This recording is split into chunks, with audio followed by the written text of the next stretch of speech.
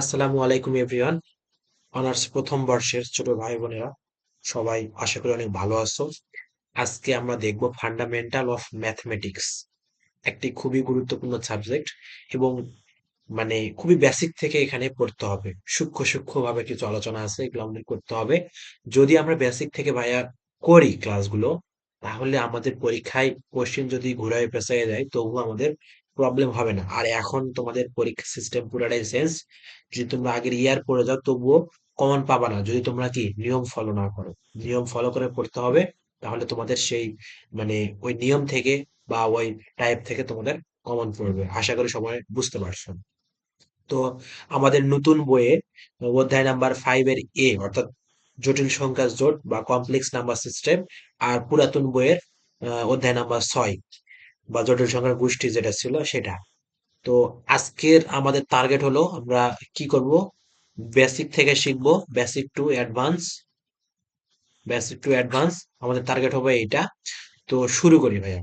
আমাদের প্রথমে জানতে হবে যে জটিল সংখ্যাটা কি, জটিল সংখ্যা কাকে বলে।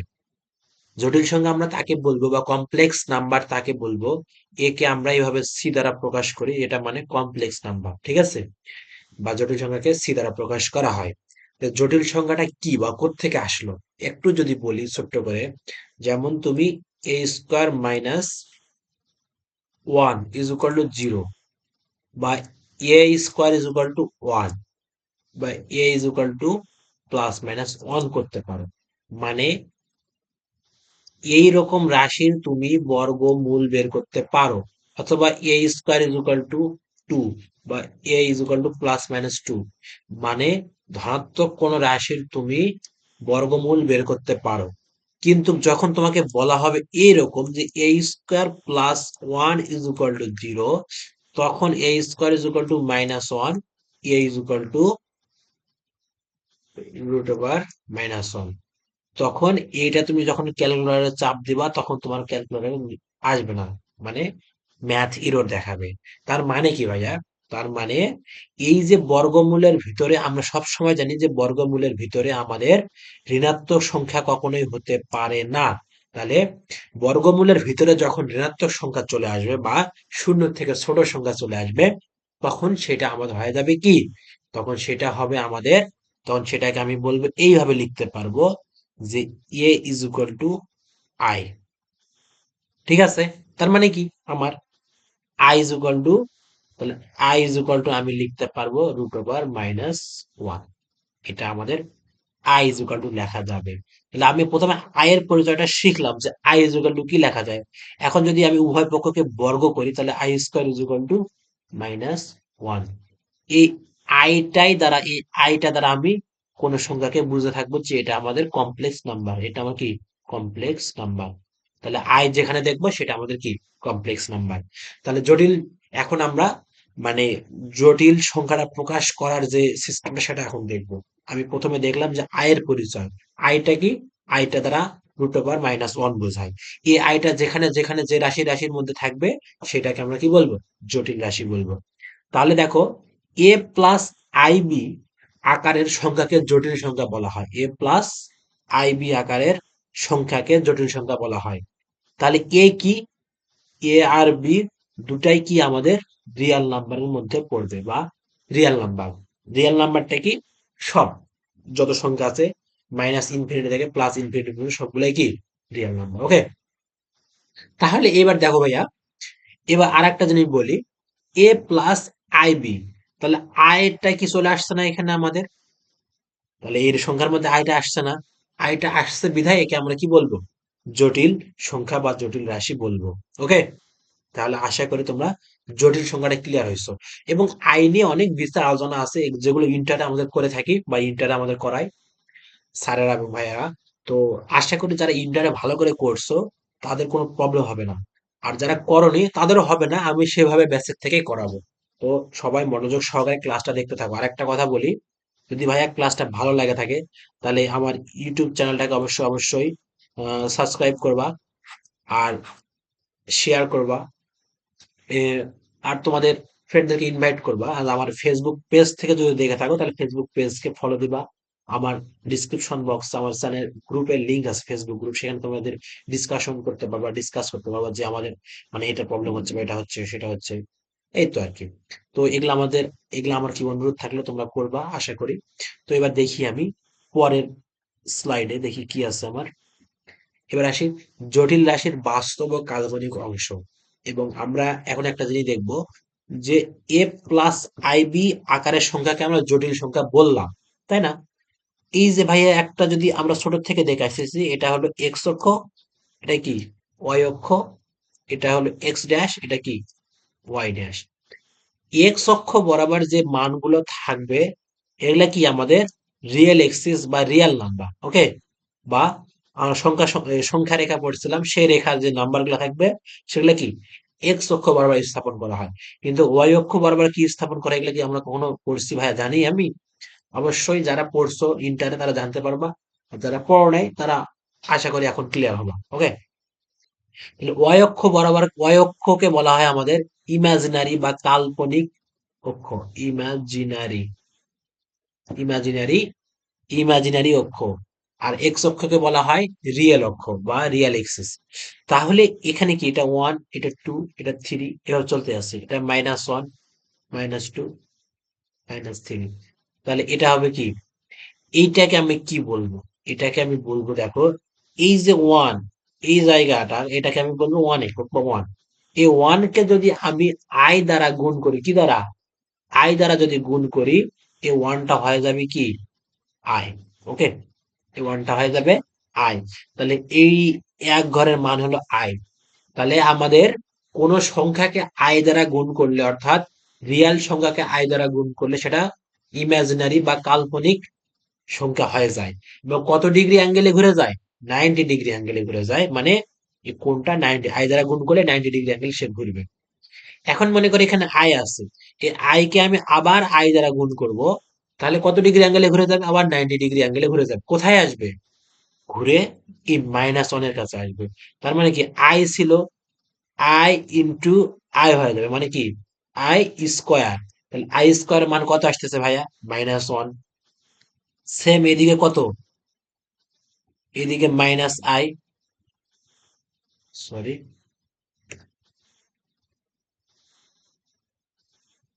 দেখো এদিকে কি মাইনাস আই, মাইনাস আই, এভাবে চলতে থাকবে। তো ভাইয়া দেখো, এই যে আই স্কোয়ার কে যদি মানে আই স্কোয়ার কে যদি আর একবার আই দ্বারা আমি গুণ করি, কত ডিগ্রি অ্যাঙ্গেলে ঘুরে যাবে? অবশ্যই 90 ডিগ্রি অ্যাঙ্গেলে ঘুরে যাবে। কোথায় আসবে? আই দ্বারা গুণ করলে এই মাইনাস আই আসবে, অর্থাৎ I cube is equal two minus I. এই মাইনাস আই থেকে যদি আমি আরেকবার আই দ্বারা গুণ করি, তাহলে কত ডিগ্রি অ্যাঙ্গেলে যাবে? 90 ডিগ্রি অ্যাঙ্গেলে। কোথায় যাবে? ওই ঘুরে ফিরে আই অনেক কাছে চলে যাবে। তাহলে I to the power four is equal two one. তাহলে এখান থেকে আমি আরেকটা জিনিস বলতে পারি যে I to the power four N, four N is equal to কি হবে? আমি ওয়ান বলবো, ওকে? তাহলে এন এর মান যদি জিরো হয়, এন এর মান যদি জিরো হয় তাহলে আমার কত আসতেছে? এন এর মান জিরো হলে আমার আসতেছে ওয়ান, মানে i to the power zero, okay? তাহলে পর দেখো, এন এর মান যদি আমাদের কত ওয়ান হয়, তাহলে চার একে চার, তাহলে I to the power four এর মান ওয়ান আসতেছে, মানে এইভাবে আমাদের চলতে থাকবে।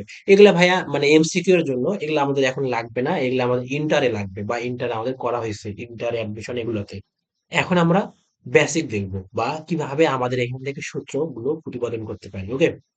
তাহলে আমি মূল কথা চলে আসি। এ প্লাস আইবি আকারের সংখ্যাকে বা রাশিকে আমরা জটিল রাশি বা জটিল সংখ্যা বলি। তাহলে এই যে এ আছে, এ ইজ ইকুয়াল টু বলা হয়, এটা যদি আমি জেড ধরি, জেড ইজ ইকুয়াল টু, তাহলে এ কে বলা হয় আমাদের রিয়েল, রিয়েল এ, বা সংক্ষেপে আর এ বলা হয়। অর্থাৎ এই এটা হলো রিয়েল অংশ বা বাস্তব অংশ। এটা কি বাস্তব অংশ। আর এই বিটাকে বলা হয় আমাদের কাল্পনিক, কাল্পনিক অংশ, কাল্পনিক অংশ, ওকে? তাহলে এই যে বি ইজ ইকুয়াল টু বলা হবে ইমাজিনারি অফ এ বা কাল্পনিক অংশ। এই হলো জটিল রাশি বাস্তব এবং কাল্পনিক অংশ নিয়ে আলোচনা। তারপর দেখি আর কি আছে, আর আমরা বেশি গভীরে ঢুকবো না। এবার জটিল সংখ্যার ক্রমজোড় আকার। আচ্ছা, এবার আসি। দেখো, আমরা যখন কার্তেশ্য স্থানাঙ্ক ব্যবস্থায় পড়ছিলাম, মনে করো এখানে একটা বিন্দু আছে, এই বিন্দুটাকে এক্স কমা ওয়াই ধর, তাই না? তার মানে কি, এক্স অক্ষ বরাবর এক্স পরিমাণ যাবে, ওয়াই অক্ষ বরাবর ওয়াই পরিমাণ যাবে। এটা ওয়াই, এটা হলো এক্স। এটা কি কার্তেশ্য স্থানাঙ্ক ব্যবস্থায়।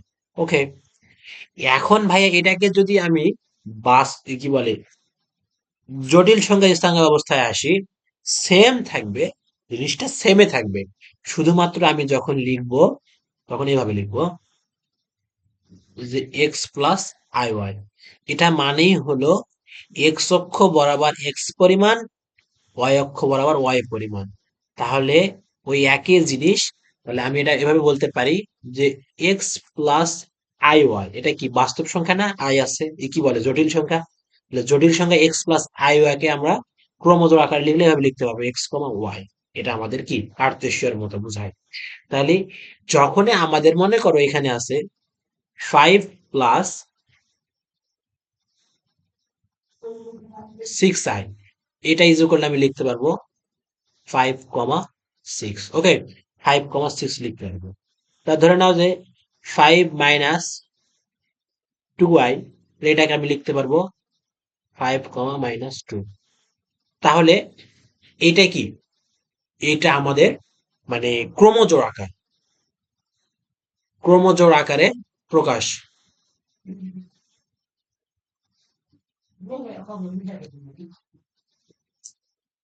তাহলে আমাদের জটিল সংখ্যার ক্রমজোড় আকারটা এরকম বা এভাবে আমাদের প্রকাশ করতে হবে। এবার দেখো, জটিল সমতল বা অর্গান বা আর্গন সমতল, যেটাকে আমরা বলবো আর্গন প্ল্যান। এটা কি, এটা হলো সেম ভাইয়া, আমরা কার্তেশীয় যে স্থানিক অবস্থাটা দেখছি ওইটাই। যখন আমরা জটিল সংখ্যা আকারে প্রকাশ করবো, মনে করো এখানে একটা পয়েন্ট আছে, এটাকে আমরা বলবো, ধরে নিব আমি কি, ধরে, সরি, এটাকে যখন, আমি এক্স প্লাস আই ওয়াই আকারে যখন প্রকাশ করব, তখন এই সমতলটাকে আমরা তখন জটিল সমতল বা আর্গন সমতল বলবো আমরা। এমন কিছু না, এটা আমাদের তেমন ইম্পর্টেন্ট না, এটা চিন্তার জন্য আর কি। এবার আসি জটিল সংখ্যার অনুবন্ধী। ঠিক আছে, আমরা যখন এসএসসি বা ইন্টারে বা আগে যখন আমরা পড়ছিলাম, যেমন 2 + √3, এটার অনুবন্ধী বা কনজুগেটটা কি এমন ছিল? 2 - √3, তাই না? অর্থাৎ এই যে রুটের সামনে প্লাসটা যখন মাইনাস করে দিব আমি, বা মাইনাস থাকলে প্লাস করে দিব যখন আমি, তখন সেটাকে আমরা কি বলবো? অনুবন্ধী বলবো। সেম ভাবে জটিল সংখ্যার ক্ষেত্রেও a+ib আকারের সংখ্যাকে যখন আমি কি করব, a-ib করে দিব, তখন এটাকে আমি কি বলবো? অনুবন্ধী বা কনজুগেট, পরস্পর অনুবন্ধী। এখন ভাই এর মান কি এখানে 0 হতে পারে, 0-2i হতে পারে, 0-2i হতে পারে, তখন সেটাকে আমরা ডাইরেক্ট 2i লিখতে পারবো। অর্থাৎ আয়ের সামনের রাশিকে, মানে আয়ের সামনের চিহ্নকে, যেমন আমরা রুটের সামনের চিহ্নকে আমরা পরিবর্তন করতাম, সেম ভাবে আমরা এখন যদি আয়ের সামনের চিহ্নকে পরিবর্তন করি, তাহলে সেটাকে আমরা কি বলবো? অনুবন্ধী বলবো। ওকে, তাহলে জটিল সংখ্যাকে যখন আমি আয়ের সামনের চিহ্নটাকে পরিবর্তন করব, তখন সেটা কি হবে? অনুবন্ধী হবে। এখন ধরে নিলাম আমি Z is equal two a+ib, তাহলে জেড বার মানে উপরে একটা টান দিলে বার হবে, এ বার ইজ ইকুয়াল টু বোঝায় যে অনুবন্ধী বোঝায়। ওকে, অথবা জেড ইজ ইকুয়াল টু যদি a-ib হয়, তাহলে Z bar is equal two a+ib। তার মানে কি, এরা পরস্পরের অনুবন্ধী, আমাদের যে প্রথমে যে রাশিটা থাকবে সেটা চিহ্নটা পরিবর্তন করে দিলেই বার চলে আসবে বা অনুবন্ধী হয়ে যাবে। ওকে, তাহলে আশা করি অনুবন্ধী ক্লিয়ার। এবার আসি নেক্সট, এবার দুটি জটিল সংখ্যা যোগ করবো আমরা। ঠিক আছে, যোগ কিভাবে করতে হয় একটু দেখি। ধরে নিলাম z1 is equal to x1 plus I Y one, z2 is equal to x2 plus I Y two. ঠিক আছে, এরকম ব্যাপারটা। এখন আমাকে যোগ করতে হলে z1 প্লাস z2 করতে হবে, তাহলে x1 plus I Y one plus x2 plus I Y two, এরকম ব্যাপারটা। তাহলে এখন আমরা কি করব, এই যে x1 আর x2 এগুলা কি, এগুলো হলো বাস্তব অংশ, তাহলে বাস্তব অংশগুলাকে x1 প্লাস x2 এক সাইডে রাখবো, প্লাস কাল্পনিক অংশগুলোর মধ্য থেকে আই কমন নিয়ে কি করব, y1 প্লাস y2 করব। এটাই হলো কি ভাইয়া আমার z1 প্লাস z2, মানে এটাই হলো বাস্তব সংখ্যা, জটিল সংখ্যার যোগ, addition of two complex number. Same ভাবে যদি দুইটা থাকে, দুইটার অতিরিক্ত হয়, যেমন তিনটা চারটা পাঁচটা হয়, সেম ভাবে আমরা বাস্তব গুলো এক জায়গায় করব, কাল্পনিক গুলো আই কমন নিয়ে কাল্পনিক গুলো এক জায়গায় করব। ওকে, তাহলে আমার যোগ ক্লিয়ার হবে। সেম ভাবে আমরা বিয়োগটাও করতে পারি, সেম বিয়োগ। বিয়োগ কি হবে দেখো দেখি, z1 is equal to x plus iy, x1 i1, z2 is equal to x1 plus i, sorry এলো 2 করে, তাহলে z1 minus z2 is equal to, তাহলে is equal to x1 plus iy1 minus x2, তাহলে plus minus minus হবে iy2। তাহলে এখন আমি x1 minus x2 এদিকে একটা রেখে দেবো, তাহলে এদিকে আমি যদি মাইনাস কমন নেই, মাইনাস কমন নিলে আমরা আসছে কি, সরি মাইনাস কমন নেব না, আমি প্লাস দিলাম, প্লাস দিলে i into y1 minus y2 আসতেছে। এই তো, মানে জটিল গুলা জটিলের দিকে রাখবো, অর্থাৎ কাল্পনিক গুলা কাল্পনিকের সাথে রাখবো, বাস্তব গুলা বাস্তবের সঙ্গে রাখবো, এটাই আমার কি যোগ্য। এগুলোকে আমি টাইম নষ্ট না করি, তাড়াতাড়ি শেষ করে দেয়। এবার আসি জটিল সংখ্যার গুণ ও ভাগ, সেম সেম ভাবে আমি করব। দেখো যে z1 is equal to x1 plus i1, z2 is equal to x2 plus iy2। তাহলে এখন যদি আমি গুণ করি, এখন যদি আমি গুণ করি, তাহলে কি হবে, x1 প্লাস iy1 গুণন x2 প্লাস iy2।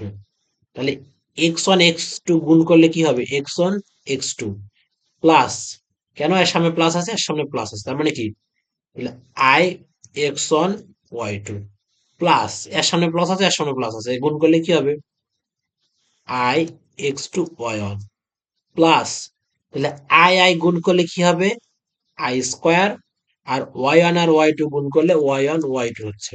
আমি ভাইয়া ওই যে তখন দেখাইলাম যে I square is equal to কি লেখা যায়, I square is equal two minus one লেখা যায়।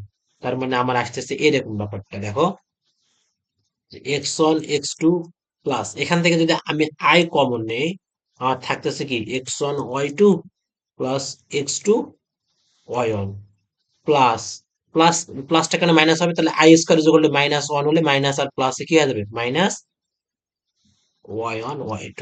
এখন আমি বাস্তবগুলো এক জায়গায় লিখবো, x1 x2 minus y1 y2 একটা, plus i into x1 y2 plus x2 y1। ব্যাপারটা এরকম ভাই, এগুলো আমি মানে অক্ষর নিয়ে করছি দেখে এরকম একটা বড় মনে হলো, যদি আমি সংখ্যা দ্বারা করি মানে সহজ হবে আর কি। যেমন আমি যদি ধরি z1 is equal two 3 plus i2 বা 2i, আর z2 is equal to 4 plus 5i নিলাম। তাহলে z1 গুণন z2 করলে কি হবে, তাহলে প্রথমে আমাকে কি গুণ করতে হবে, প্রথমে আমাকে গুণ করতে হবে 3 এর সাথে 4, তাহলে আচ্ছা আমি লিখে নিই, 2i 4 প্লাস 5i, গুণ করলে কি হবে, 3 এর সাথে 4, 3 4 12, 3 আর 5 গুণ করলে কি হবে 15i, 2 আর 4 গুণ করলে 8i, তাই না, আর 5 দুগুণে 10, আর আই আই মিলে কি হবে আই স্কোয়ার 10। তাহলে আই স্কোয়ার মানে কি মাইনাস, মানে কি -10, -10 থেকে 12 বাদ দিলে কত হবে 2, প্লাস আর 15 আর 8 কত হলো, 15 আর 8 23, 23i। এটা আমাদের কি গুণ, গুণ অবস্থা ছিল মানে গুণের গুণফল আর কি। তাহলে দেখো জটিল সংখ্যার গুণ এভাবে করলাম, ভাগ সেম ভাবেই করব আমি। ভাগ কিভাবে করবো দেখো দেখি, এগুলা একটু আমি মিশাই নিই। তাহলে আমি এখন ভাগ করবো, ওকে। ভাগ ওই সেম নিয়মে আমরা যেভাবে সাধারণভাবে করি ওইভাবেই করতে হবে।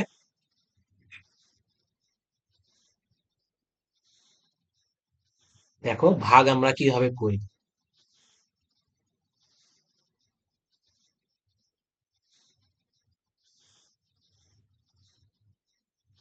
আচ্ছা, এখন দেখো পেন নেই। আচ্ছা, মনে করো Z1 is equal to A plus I B, Z2 is equal to C plus I D. তাহলে আমি যখন ভাগ করব তাহলে Z1 বাই Z2, তাহলে কি a plus i b divided c plus i d. এটাকে আমি এভাবে লিখতে পারি, দেখো a plus i b into 1 divided c plus i d. এখন ভাইয়া এইটারও একটা ফরম্যাট আছে, মানে এই ভাগ আকার থাকলে বা এইটা এই সিস্টেমে বা এই ফরম্যাটে থাকলে আমাদের পরিবর্তন করা যায় আরেক সিস্টেমে, সেটা আমি এখন দেখাচ্ছি বা দেখাবো একটু পরে। তোমরা আশা করি বুঝতে পারছো ব্যাপারটা। এবার দেখো আমি কি করি। এবার আমি জটিল সংখ্যার, আচ্ছা, এটা হলো মডুলাস বা প্রকৃত মান, এটা প্রকৃত হবে ও প্রকৃত মান। ওকে, মডুলাস বা প্রকৃত মান, আমরা মডুলাস বা প্রকৃত মান নির্ণয় করব। মডুলাস বা প্রকৃত মান ইজ ইকুয়াল টু, আমরা দেখো ধরে নিলাম যে জেড ইজ ইকুয়াল টু আমার এক্স প্লাস আই ওয়াই। ওকে, তাহলে মডুলাস দ্বারা বোঝায় যে উভয় পক্ষে একটা নির্ণায়ক চিহ্ন দাও, এটা মানে মডুলাস। তাহলে মডুলাস ইজ ইকুয়াল টু আমরা লিখতে পারি রুট ওভার এই যে বাস্তব অংশের উপর স্কোয়ার অর্থাৎ এক্স স্কোয়ার। এখানে যদি মাইনাস এক্স থাকতো মাইনাস সহ আমি নিতাম। ওকে, প্লাস এই যে কাল্পনিক অংশ কত আছে, ওয়াই আছে, মানে আই এর সঙ্গে যা যা থাকবে মাইনাস সহ থাকলে মাইনাস সহ নিব। ওকে, তাহলে ওয়াই এর উপর স্কোয়ার, এক্স এর উপর স্কোয়ার, এটা ইজ ইকুয়াল টু আমার আসতেছে root over x square plus Y square. এটা কখনো ভাইয়া আমাদের ঋণাত্মক আসবে না বা নেগেটিভ হবে না, কারণ মডুলাস মানে বোঝায় আমাদের দূরত্ব। মডুলাস মানে কি বোঝায়? মডুলাস মানে বোঝায় আমাদের কি দূরত্ব। আর দূরত্ব কখনো নেগেটিভ হয় না, এটা আমাদের মাথায় রাখতে হবে। ওকে, তাহলে ভাইয়া আমাদের জটিল সংখ্যার প্রকৃত মান বা মডুলাস নির্ণয় করা আমরা শিখলাম। যে এটাকে আমরা অনেক সময় আরো বলি, আরো আরো দ্বারা প্রকাশ করি বা আর দ্বারা প্রকাশ করা হয়। এবার আসি দেখি, এবার আসি আমাদের কি আছে, এ প্লাস আইবি আকারে প্রকাশ বা এ প্লাস আইবি আছে। মনে করো তোমার এরকম একটা সংখ্যা আছে, ঠিক আছে, 5 + 2i, আর নিচে আছে কি 3 + 4i আছে। ওকে, তাহলে এটা তো এখান থেকে দেখো উপরেও কাল্পনিক অংশ নিচেও কাল্পনিক অংশ, যখন ভাগ করলাম দেখতে পারলাম না ব্যাপারটা।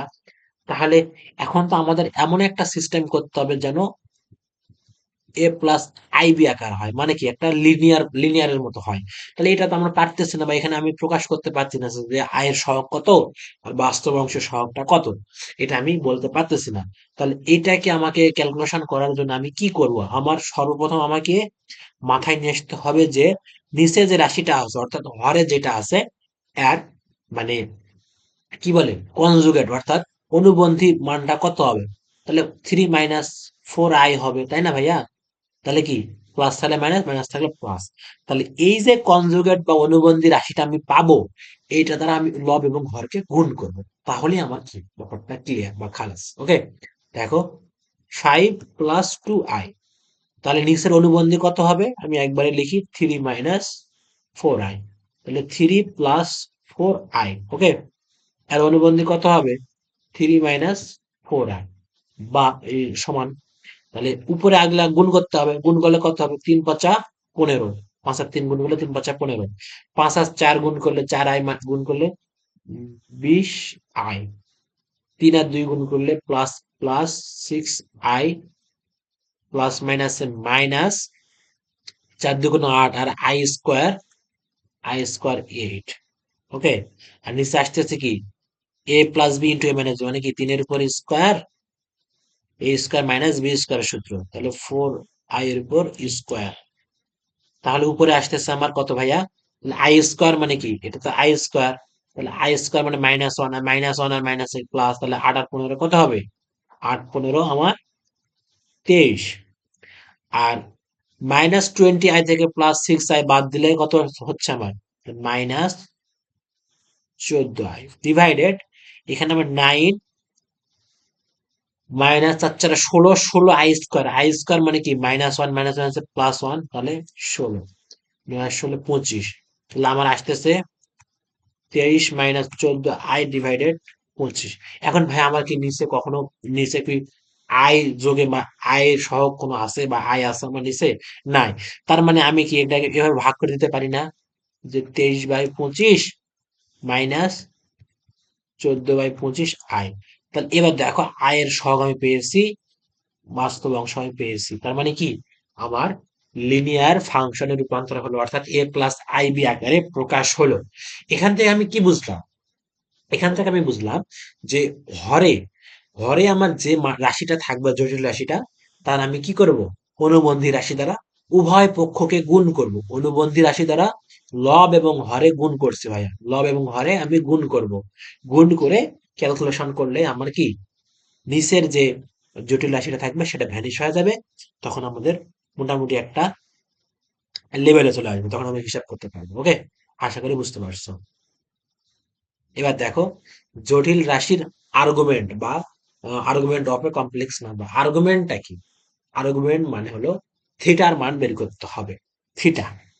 তাহলে আমাদের এটা আমরা জানি যে এক্স প্লাস আই ওয়াই বা এ প্লাস আই বি আকারের সংখ্যাকে আমরা কি বলবো?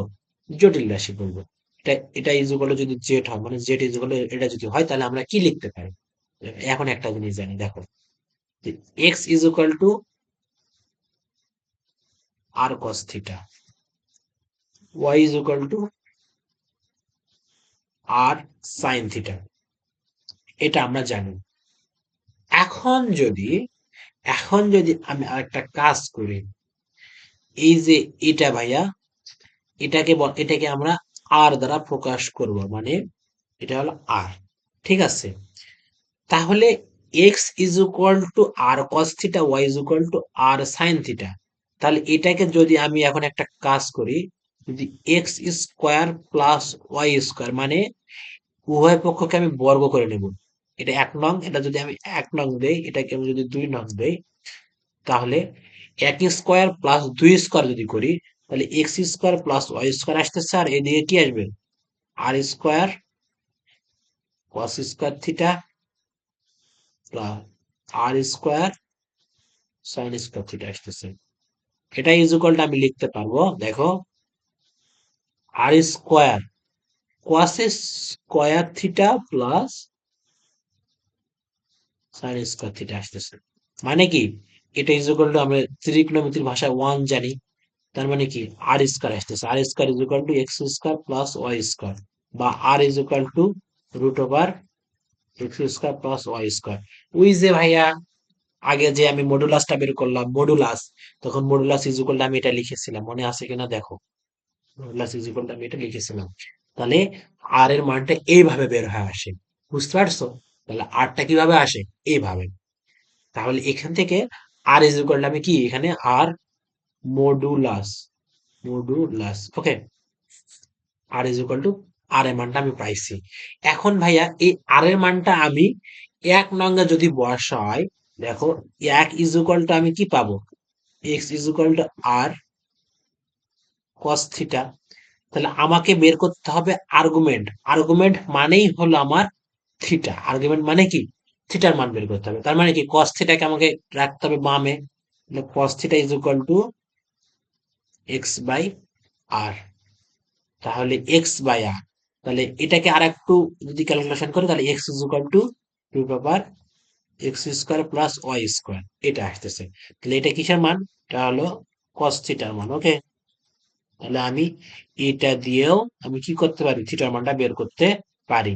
তাহলে এক্সটা কি? এক্সটা হলো বাস্তব অংশ, ওয়াইটা কি? কাল্পনিক অংশ।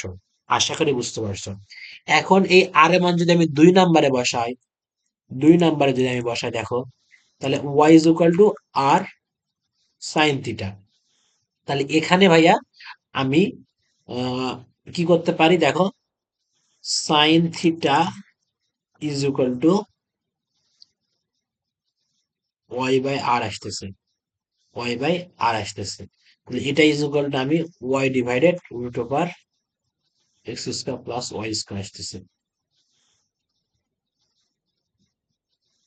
ব্যাপারটা বুঝতে পারছো? কস থিটা দিয়ে যে মানটা আসবে সাইন থিটা দিয়েও সেম মানটাই আসবে, তাই না? তাহলে এখানে আমাদের যখন আর মানে আর ইজ ইকুয়াল টু কি মডুলাস বোঝাচ্ছে বা root over x square plus y square মানটা বের করে নিয়ে আসার পর মান বসাইতে লাগতেছে। কিন্তু কথা হলো, এখন যদি আর একটু ছোট্ট ক্যালকুলেশন করি, এই দুটাই কিন্তু ভাই সেম, দুটাতেই আমরা কি কাজ করতে পারবো। নিচে দেখো, cos থিটা থাকলে x, x divided root over x square plus y square, আর সাইন থিটা থাকলে y divided root over x square plus y square আসতেছে। এখন কথা হলো ভাইয়া, আমাদের যদি মডুলাস মান বের করতে না বলে বা প্রশ্ন যদি না থাকে, তাহলে কি এত বড় ক্যালকুলেশনটা করব আমরা? কেন করব? এত বড় করা কি প্রয়োজন আছে? আমি যদি সাইন বাই কস করি, দেখো, সাইন থিটা ডিভাইডেড যদি আমি কস থিটা করি, তাহলে আমার নিচের অংশটা কাটা যাচ্ছে, থাকবে কি ওয়াই ডিভাইডেড এক্স, এটা থাকবে, তাই না? তাহলে এই যে ভাইয়া, তাহলে এটাকে আমি কি করতে পারি, এটাকে আমি বলতে পারি ট্যান থিটা। তাহলে আমি tan theta is equal to y by x করতে পারি। এখান থেকে থিটার মানটা আমরা বের করলে কি পাবো? আর্গুমেন্ট পাবো। তাহলে আমরা cos থিটা দিয়েও বের করতে পারি, সাইন থিটা দিয়েও বের করতে পারি, ট্যান থিটা দিয়েও বের করতে পারি, মান কিন্তু সেম আসবে। যেটাতেই করো না কেন মান সেম আসবে। তবে আমি প্রশ্নে বা আমি মানে সমাধানে করার ক্ষেত্রে আমি ট্যান থিটাটা ইউজ করব, এটা আমাকে সহজ মনে হয়। কেন, এখানে ওয়াই বাই এক্স এর মান শুধুমাত্র আমি দেখব যে আমার দেওয়া আছে কি এক্স প্লাস আই ওয়াই আকারে বা এ প্লাস আই বি আকারে। যদি এ প্লাস আই বি কল্পনা করো, তাহলে b by a. Okay, x plus i b কল্পনা করলে বি বাই এ, আর x plus sorry a plus i b আকার কল্পনা করলে বি বাই এ, আর এক্স প্লাস আই আই কল্পনা করলে ওয়াই বাই এক্স। এই তো সিম্পল। তাহলে tan theta is equal to আমি কি পাবো, মানে tan theta is equal to আমি আর্গুমেন্ট পাবো। ওকে, তাহলে এখন আমি আরেকটা জিনিস মুছে দেই, যে আমি আরেকটা জিনিস এখানে তোমাদের দেখাই, দেখো।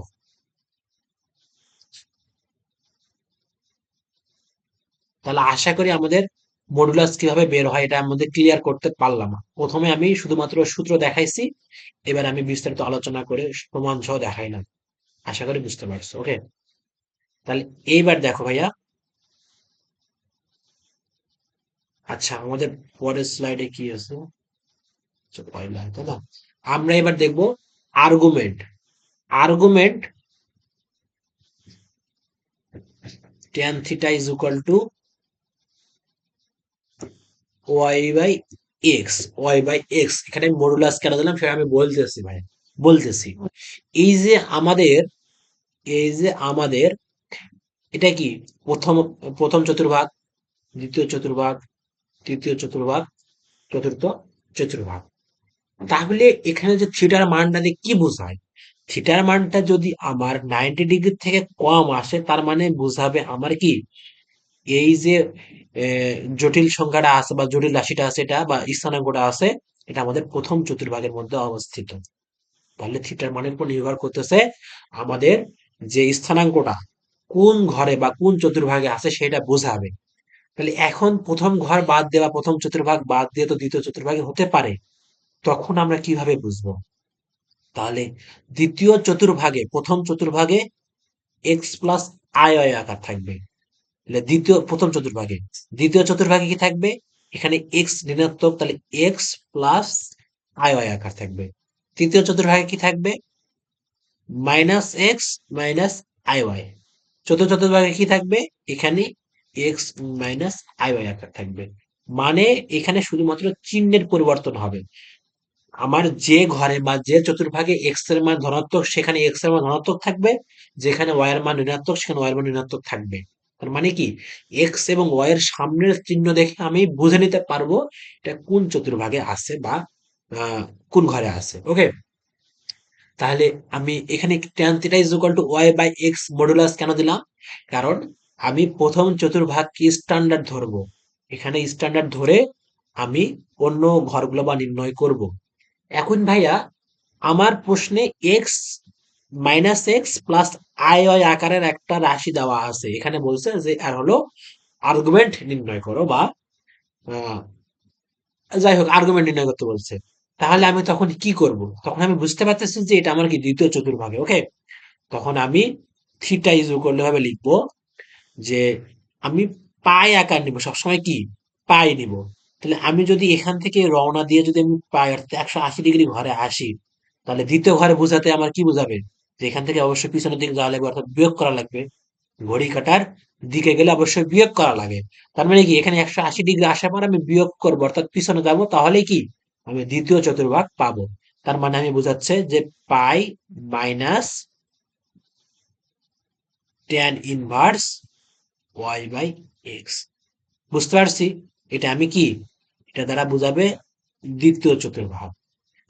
Tan theta is equal to, যদি তৃতীয় চতুর্ভাগ বোঝায় তাহলে pi plus tan inverse y by x করবো। ওকে, তারপর এখানে এটার মান যা আসবে তারপরে লসাগু করবো, করে মান বের করবো। এটা দ্বারা আমার বোঝাবে কি তৃতীয় চতুর্ভাগ। থিটা ইজ ইকুয়াল টু, তারপর দেখো একটু মুছে দিই। থিটা ইজ ইকুয়াল আমি কি লিখতে পারি, যদি আমার চতুর্থ চতুর্ভাগ হয় তাহলে আমি direct tan inverse y by x লিখতে পারবো। এটা হলো কি হবে তৃতীয় চতুর্থ। এখন এগুলাকে বিভিন্ন ভাগে ভাগ করা যাবে। এখন এখানে হলো কি আমরা পাই ফরম্যাট নিয়ে কাজ করবো। ওকে, তাহলে প্রথম চতুর্ভাগ হলে এটা কি আমাদের প্রথম, তাহলে প্রথম হলে ডাইরেক্ট ট্যান ইনভার্স, মানে থিটা বের করতে গেলে ট্যান ইনভার্স করতে হবে না, এটা তো আমরা সবাই জানি।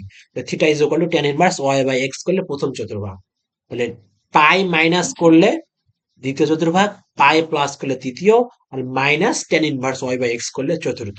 তো এটাই কি আমার আর্গুমেন্ট বের হবে, এটা কি সাধারণ আর্গুমেন্ট বের হবে। কি আর্গুমেন্ট? সাধারণ আর্গুমেন্ট। তাহলে আমি যে, আচ্ছা আমি এখন এগুলা মুছে দেই, আশা করি এগুলা সবাই জানি আমরা, এগুলা লাগবে না, সবাই নোট করে নিয়েছে আশা করি। ওকে, তাহলে আমরা সাধারণ আর্গুমেন্ট বের করতে পারলাম কিভাবে?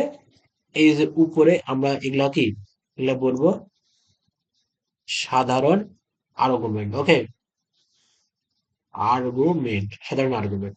এখন যদি তোমাদের বলে যে মুখ্য বা প্রিন্সিপাল আর্গুমেন্ট বের করো, মুখ্য আর্গুমেন্টটা কি? মুখ্য আর্গুমেন্টটা বুঝতে হবে, এর রেঞ্জ হলো মাইনাস পাই থেকে থিটার মানটা বড় হবে সহ, প্লাস পাই সহ ছোট হবে আর কি, এটাই হলো মুখ্য আর্গুমেন্ট। ওকে, তাহলে আশা করি তোমরা বুঝতে পারছো মুখ্য আর্গুমেন্টটা কি বা প্রিন্সিপাল আর্গুমেন্ট। তাহলে এইবার ভাই আমি কি করবো, একটা কাজ দেখো আমার, আহ, এবার আমি একটু মুখ্য আর্গুমেন্ট নির্ণয় করার চেষ্টা করি। তাহলে আমরা তো দুই দিক দিয়ে যাইতে পারি, ঘড়ির কাঁটার বিপরীত দিকে এবং ঘড়ির কাঁটার দিকে যাইতে পারি।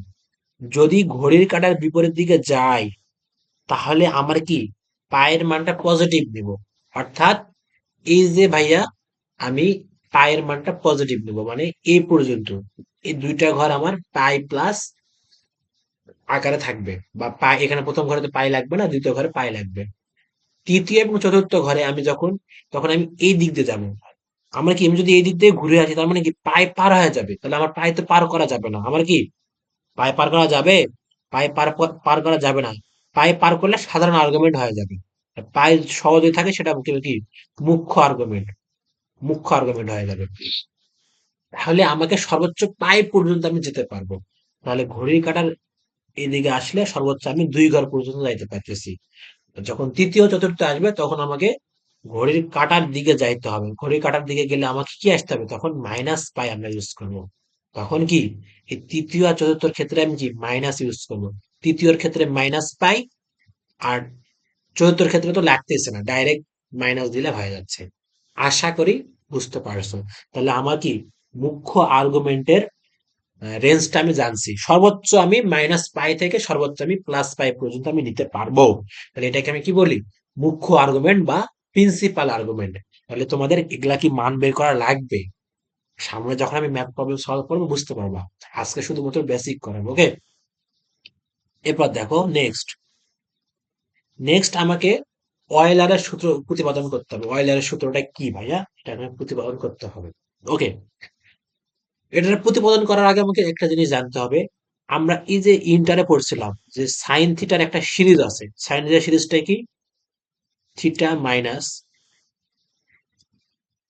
Theta cube by 3 factorial plus theta 5/5 factorial, এভাবে চলতে থাকবে। আর একটা জানতে হবে, সেটা কস থিটা। কস থিটা সিরিজটা কি ছিল? 1 - theta square by 2 factorial plus theta to the power 4/3 factorial, sorry 4 factorial. Okay, এটা হবে 4 ফ্যাক্টোরিয়াল, কি 4 ফ্যাক্টোরিয়াল। তাহলে এভাবে মাইনাস চলতে থাকবে।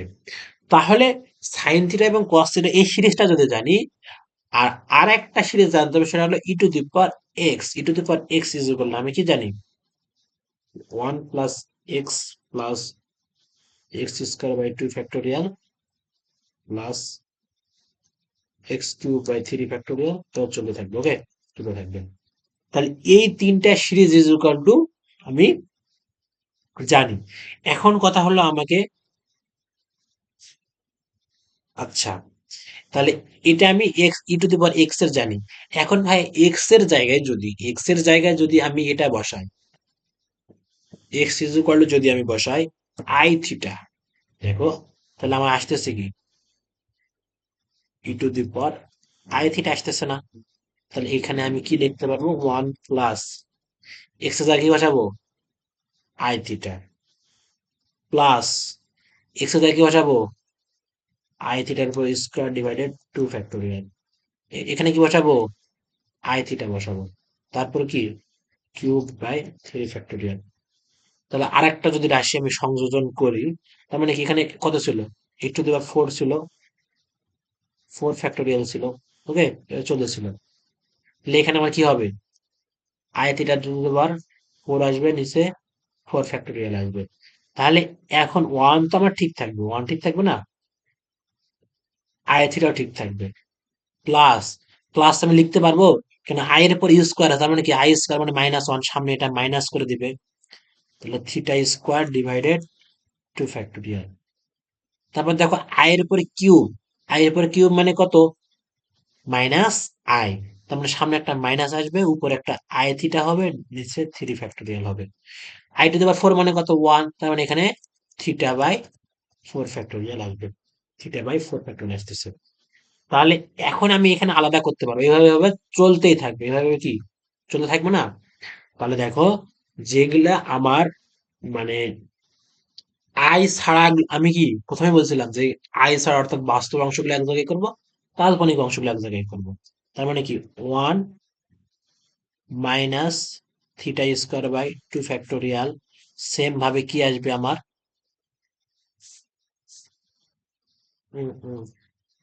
সরি এখানে হলো থিটা টু দি পাওয়ার 4 আছে, তাহলে 2 factorial plus theta to the power 4 divided 4 factorial, এভাবে আছে, আরো অনেক কিছু আছে। ওকে, তারপর আমি কি করব, প্লাস লিখবো, প্লাস প্লাস কেন, এই যে সামনে প্লাস আছে, প্লাস। এবার আমি আই কমন নেব, আই কমন নিয়ে আমি কি করতে পারি, theta minus theta by, sorry এখানে থিটার উপর কিউব হবে, এই যে কিউব ছিল না, কিউব হবে থিটার উপর, তাহলে থিটা কিউব ডিভাইডেড 3 ফ্যাক্টোরিয়াল। এভাবে এভাবে কত হবে, প্লাস থিটা/5/5 ফ্যাক্টোরিয়াল, এভাবে চলে থাকবে, তাই না? তার মানে এখানে কয়টা পার্ট হলো, দুইটা পার্ট। তাহলে ওয়ান মাইনাস এটা একটা, আর থিটা মাইনাস এটা একটা। তাহলে ওয়ান মাইনাস এটা যেগুলো আমি কি লিখতে পারি, এই যে দেখো কসের সাথে মিলে যায়, তার মানে কি এটা is equal to cos theta লিখতে পারি, প্লাস এটা ইজ ইকুয়াল টু কি, দেখো সাইনের সাথে মিলে যায়, তার মানে কি আই সাইন থিটা লিখতে পারি। তাহলে এটা কি e to the power i theta. তাহলে আমি যদি, আচ্ছা আমি আর একটু কি করি, আমি আর একটা হলো পেজ নেই, হ্যাঁ, দেখো আর একটা পেজ নিলাম।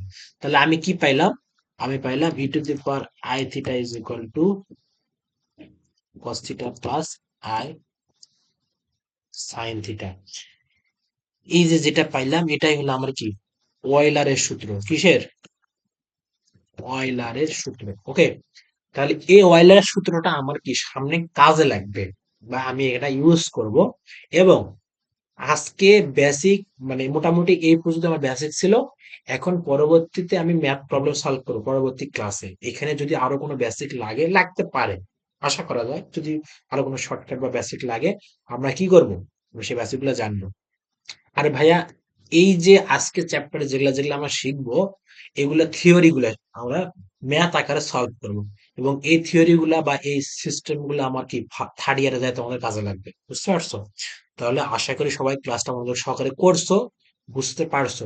তবুও যদি কখনো বা কোনো জায়গায় যদি বুঝতে প্রবলেম হয়, তাহলে কমেন্ট বক্সে জানাবা, অথবা আমার হোয়াটসঅ্যাপ, ফেসবুক আইডি সব দেওয়া আছে, কন্ট্যাক্ট কন্ট্যাক্ট করতে পারবা।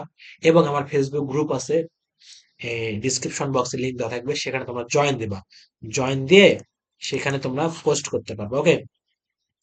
তো আশা করি ভালো থাকো, সুস্থ থাকো, দেখা হবে আগামী ক্লাসে। আল্লাহ হাফেজ।